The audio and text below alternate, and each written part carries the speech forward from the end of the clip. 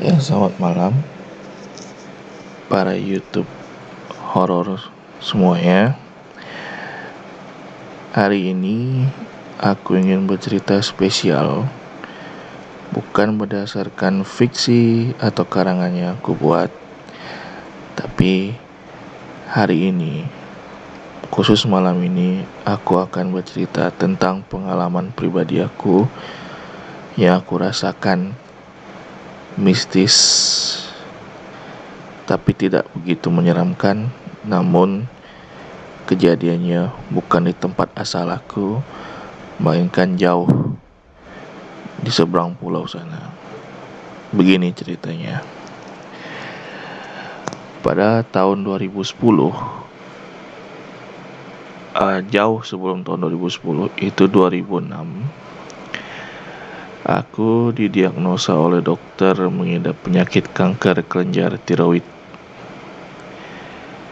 Dan tahun 2006 tersebut, aku menjalani operasi pertama aku. Kita skip langsung ke 2010 aja. Setelah 4 tahun dari 2006 tersebut, ternyata penyakit kankerku itu tumbuh lagi dan aku menjalani operasi yang kedua.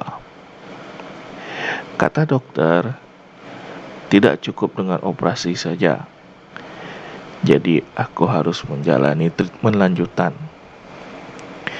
Treatment lanjutannya itu sangat sayang sekali tidak ada di Pontianak. Ya, dokter menyarankan itu ada 3 kota: Jakarta, Jogja, dan Surabaya. Ketiga kota tersebut sangat sayang. Ya, aku belum ada pernah pergi ke sana, sama sekali belum ada. Jadi kerabat, bahkan saudara pun itu tidak ada. Jadi kita bingung nih. Permasalahan duit itu ada. Orang tuaku mengusahakan, karena waktu tahun 2010 itu umurku baru 19 menjalani ke 20 kalau nggak salah.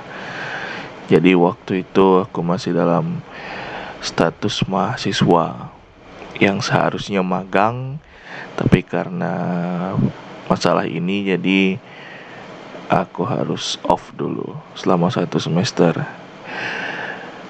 Dan syukur puji Tuhannya, ternyata aku memiliki abang sepupu yang sedang liburan di Pontianak. Karena abang sepupu tersebut mendengar kabar aku baru pulang selesai operasi kedua, jadi beliau memutuskan untuk silaturahmi ke rumah. Beliau cerita, tapi sayangnya waktu aku pergi ke Jogja pertama kali, itu beliau masih ada urusan di Pontianak. Jadi suka gak suka harus menunggu ya sekitar 3 mingguan gitulah. Karena toh treatment aku ini harus cepat, itu kata dokter. Jadi tidak bisa menunggu kapan selesainya urusan keluargaku tersebut. Kita di Jogja ini ada sekitar 2 bulan kita udah di Jogja. Bulannya kurang tahu bulan berapa, yang jelas pada saat itu tahunnya aja 2010. Kita 3 minggu kita di penginapan. Jadi yang namanya kita menggunakan askes, waktu itu belum ada BPJS, askes. Jadi prosedurnya ini panjang. Tiap hari mengantri. Hari ini di poli ini, hari ini di poli itu. Jadi pemeriksaan itu step by step, karena treatment lanjutan setelah pasca operasi kanker itu kita tahunya adalah kemoterapi. Tapi berbeda dengan treatment aku yang bukan kanker yang kayak kanker payudara, kanker tenggorokan, bukan. Tapi kayak kanker tiroid itu, treatment lanjutannya itu adalah ablasi. Jadi ablasi itu ya model-modelnya agak sedikit dikarantina seperti itu katanya. Nah, pada saat udah ketemu jadwal untuk ablasi tersebut, itu kita langsung pindah kos. Bukan pindah kos sih, maksudnya nggak di penginapan lagi, tapi karena kebetulan abang sepupu udah selesai urusan di Pontianak, jadi dia kembali ke Jogja untuk melanjutkan S2 dia, karena kebetulan memang dia lagi sekolah lanjutan S2. Jadi kita tinggal di rumah abang sepupu tersebut, walaupun rumah abang sepupu tersebut ngontrak. Nah, karena masalah budgeting juga kita untuk meminimalisir atau mengirit aja, jadi pada saat treatment itu kita harus menunggu 2 bulan antrian. Toh yang namanya juga menggunakan askes. Nah, karena ibuku itu kerja, jadi dia pada saat udah mengetahui tanggal berapa dan bulan berapa aku ablasi, ibuku memutuskan untuk pulang ke Pontianak, sedangkan aku tetap stay di Yogyakarta. Dan lumayan 2 bulan kan, jadi masih adalah untuk menambah-nambah sedikit, kata ibuku, dari gaji-gajinya. Jadi aku setuju aja, tapi horornya bukan di sini. Kita dah ke 2 bulan berikutnya. 2 bulan berikutnya itu aku masuk untuk menjalani ablasi tersebut. Di ablasi tersebut prosedurnya adalah kita dikarantina selama 5 hari. Jadi masuknya hari Senin, yaitu hari Senin, Selasa, Rabu, Kamis, Jumat, dan Jumat siangnya kita keluar. Itu.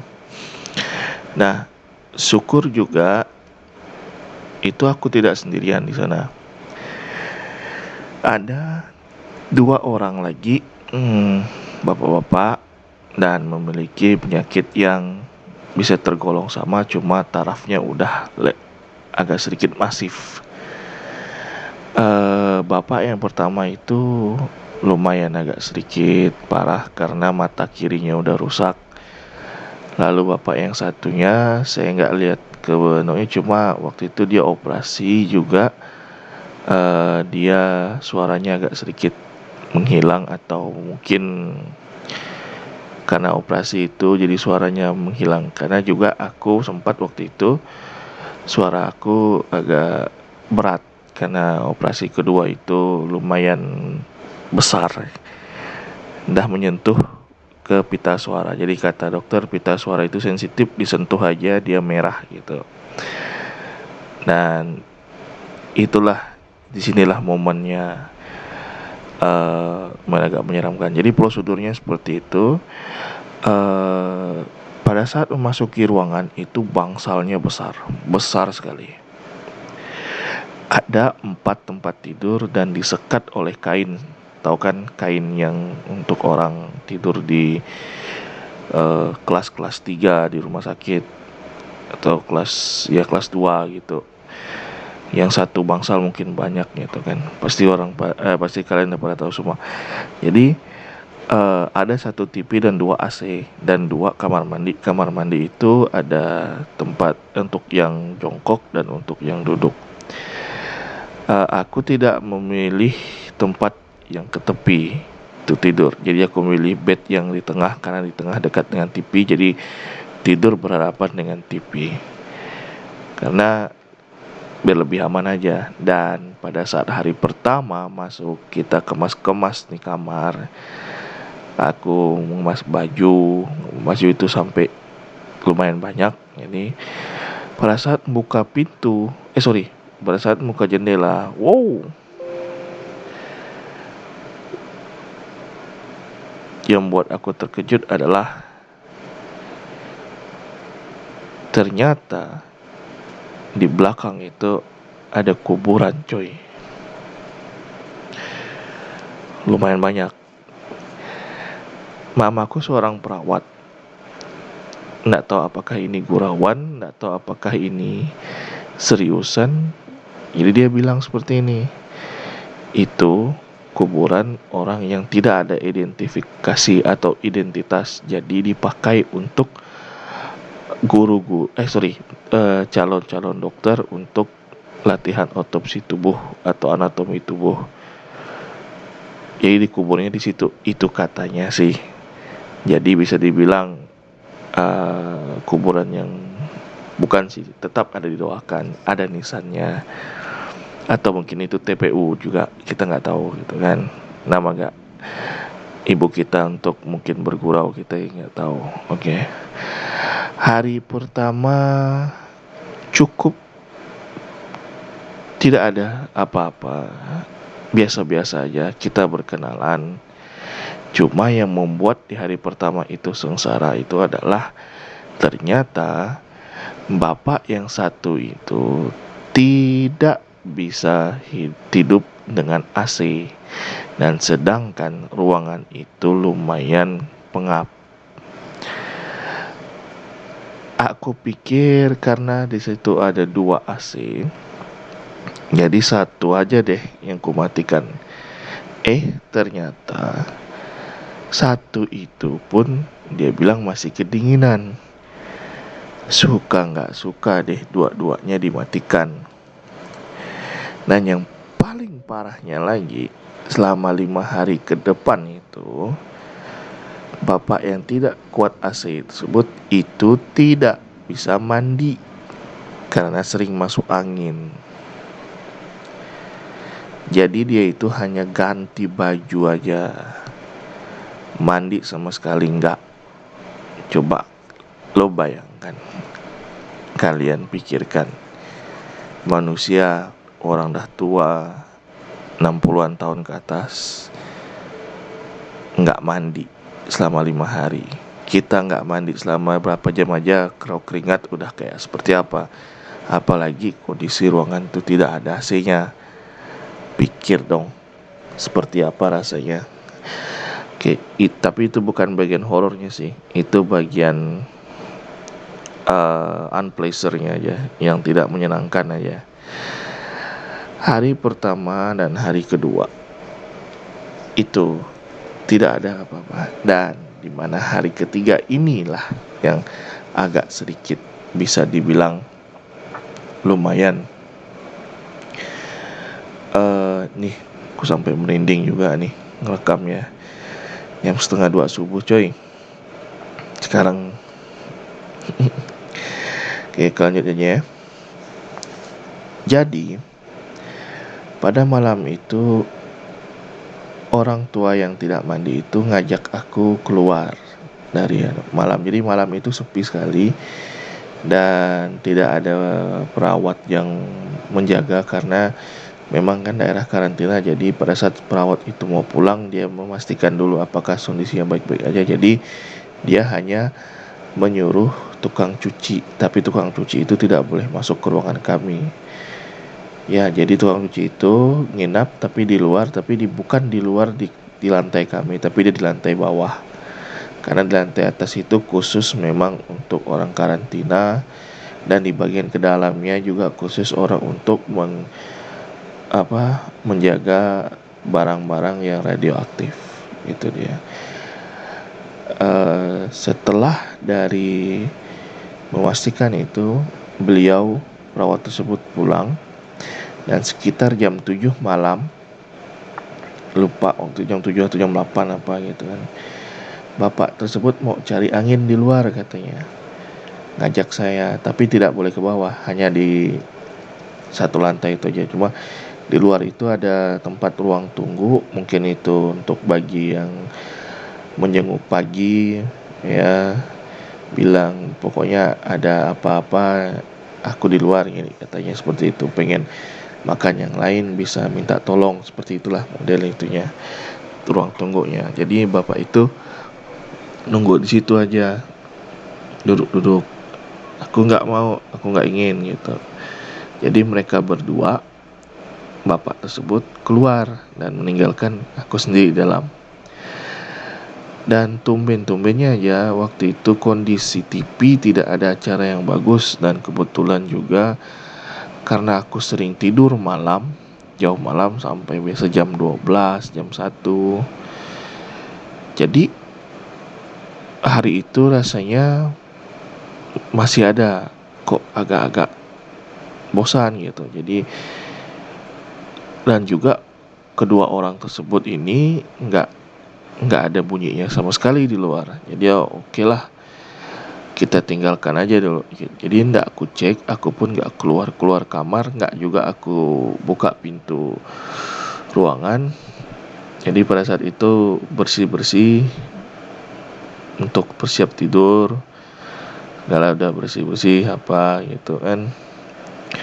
Jadi aku nih baring, matikan TV dan baring. Biasanya aku sengaja tumben aja hari itu TV aku matikan. Biasanya TV itu kunyalakan sampai pagi di hari pertama, kedua.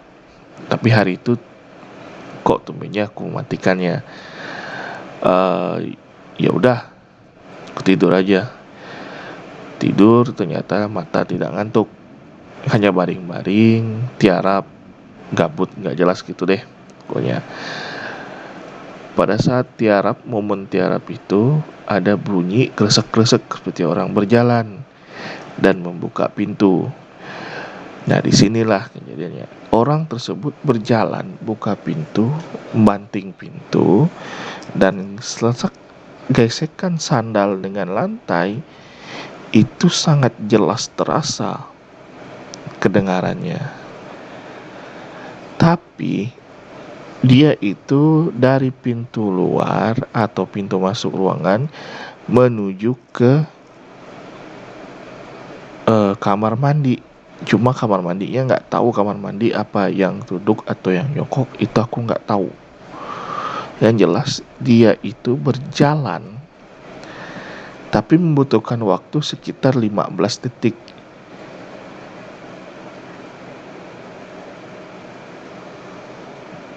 15 detik bro. Dan tahu nggak, jarak pintu ke jalan ke dalam kamar mandi itu tidak membutuhkan waktu 15 detik. Dan aku tahu langkahnya itu lumayan cepat. Tapi kenapa membutuhkan waktu 15 detik? Dan ini bagian yang agak sedikit seramnya bro. Aku dengar dia masuk, tapi nggak dengar dia keluar. Tapi waktu itu aku berpikir positif aja sih.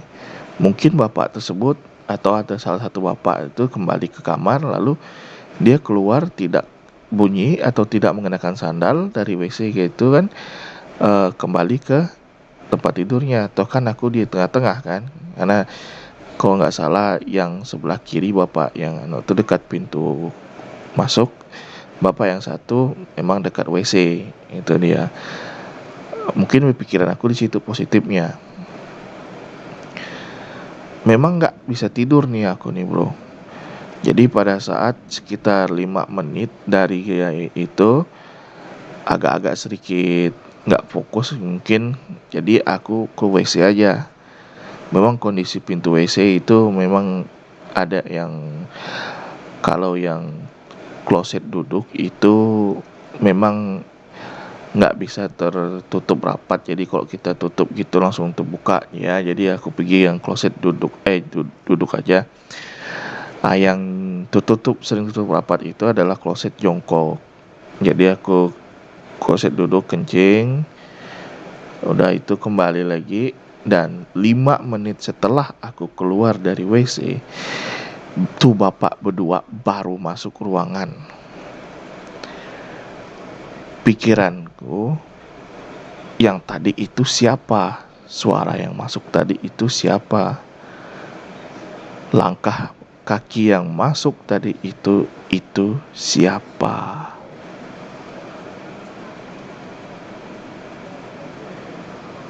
Pada malam itu lumayan agak sedikit merinding, dan akhirnya niatan untuk tidur Itu aku urungkan niat dulu sampai jam 2 subuh. Ternyata setelah dari itu tidak ada lagi kejadian apa-apa.